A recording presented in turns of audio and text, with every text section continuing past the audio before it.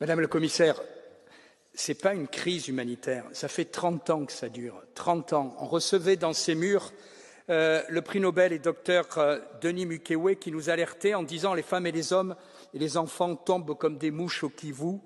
Et déjà en 2008, dans cet hémicycle, on avait voté une résolution exactement pour une crise similaire. Sauf que ce n'est pas une crise, ça fait 30 ans que ça dure.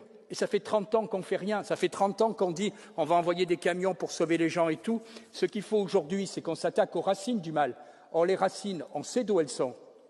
On sait très bien qu'il y a un pays voisin qui, en réalité, participe au pillage des recettes et des ressources minérales de RDC et qui nous revend une partie de ces minéraux.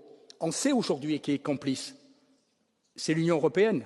L'Union européenne, vous le savez, a signé un traité, ou plutôt un accord, le 19 février de l'année dernière pour racheter ces minéraux volés.